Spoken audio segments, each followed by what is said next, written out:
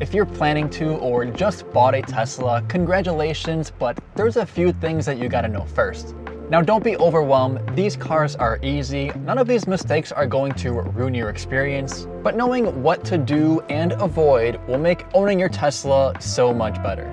So in no particular order, let's get into a bunch of mistakes I see a lot of new Tesla owners make. Number one is not decluttering your Tesla's menu. Tesla has a bunch of apps that you're probably never gonna use, so you don't have to keep them here in your app menu. If you go to the Tesla menu and go to the audio tab and scroll down to sources, you can uncheck all of these media sources that you just don't use. And once you do this, you can go back to your Tesla app menu, open it up, and see that it looks a lot less overwhelming. Mistake number two, a lot of new Tesla owners, when ordering their Tesla, just opt for the bigger wheels, but bigger wheels mean less range. And also in every configuration, you actually have to pay more to get the bigger wheels. And look, I get it, if you like the look of that and are okay paying a little bit more and getting a little bit less range, that's totally cool, but there is an alternative that you may not know about. If you want a different or unique look for your wheels, you can get Tesla wheel covers in a bunch of different designs. I've gotten mine in the past from this website called EV Base, and I've gotten them for two different reasons. One is that unique look we mentioned, but secondly, they also offer a little bit more protection than these Tesla standard wheel covers. Tesla's standard wheel covers don't cover the entire rim, so if you do get curb rash, you're gonna damage the rim, which is a much expensive repair compared to these third-party wheel covers, which go over the entire rim and are much cheaper to replace if you have to. Now, mistake number three is not immediately turning on Sentry Mode. Sentry Mode is the awesome safety feature where the Tesla will use its cameras to record what's happening around it when you're out and parked somewhere. Now, luckily, before I got my first Tesla, I watched a bunch of YouTube videos just like this one, so I had a Sentry Mode on, and the day after I got my car, somebody backed into me and drove away without leaving a note, but luckily I did have Sentry Mode on, so I was able to get this footage. Now, next up on this list, a lot of new owners just don't know about the emergency manual release on these doors. Now, you probably know you just push this button right here and it pops open your door, but this is electronic, and if you're in some severe accident or for some reason your electronics go out, you want to be able to get out of your car if you need to.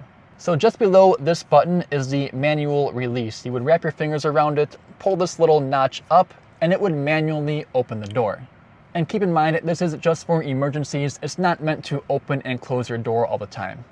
New owner mistake number 5 is going to be cheaping out on accessories.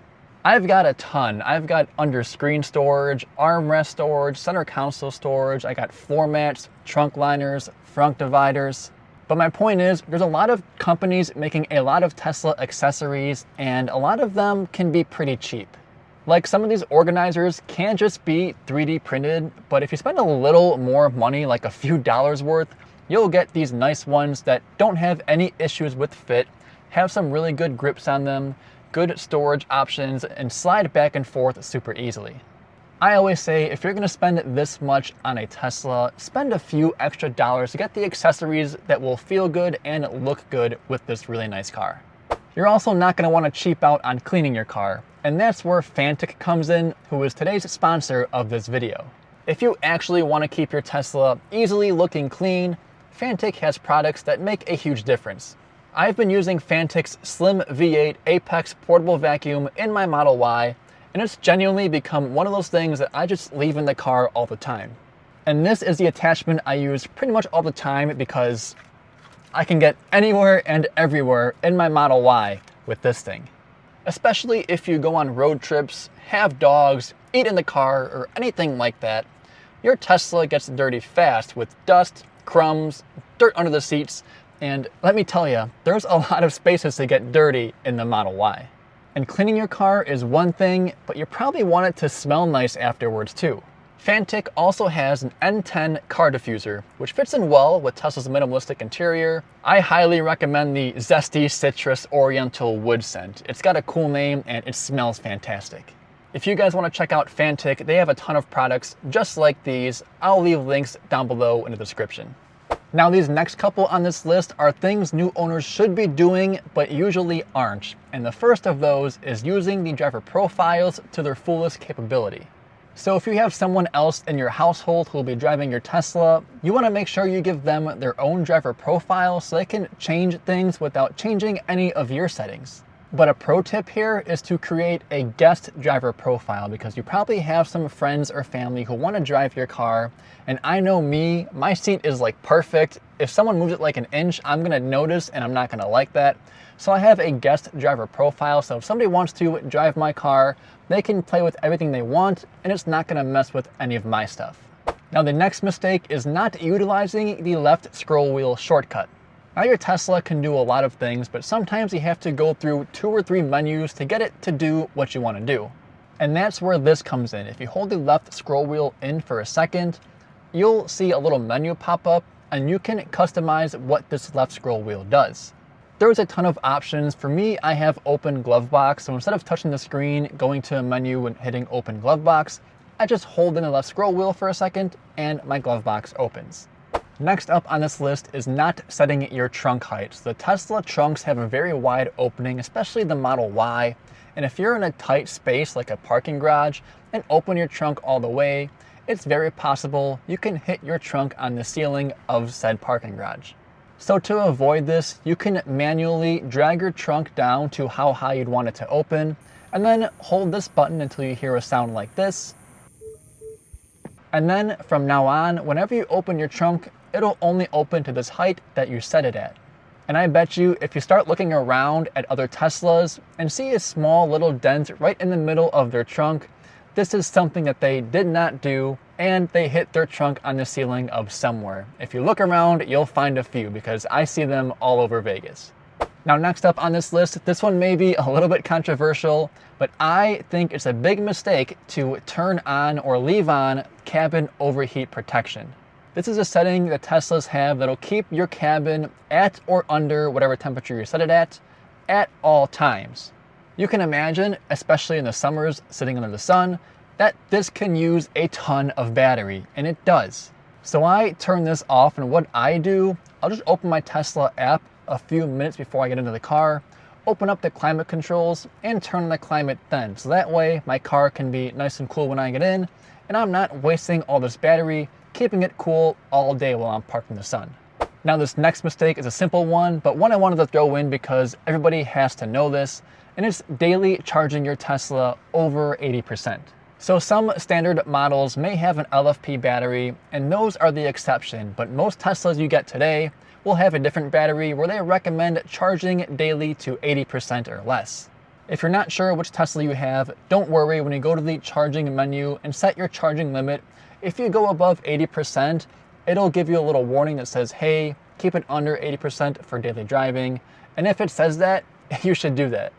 Tesla batteries are meant to last a very long time, and data shows that they do. But if you want to get the most out of your battery and decrease degradation as much as possible, you want to make sure you charge at or under 80% for your daily driving. Now next up, I got another potential controversial one, but I see a lot of new owners who upgrade their at-home charging setup before they even get their Tesla. If you have access to a normal outlet, you can get Tesla's mobile connector and charge your Tesla on any normal outlet.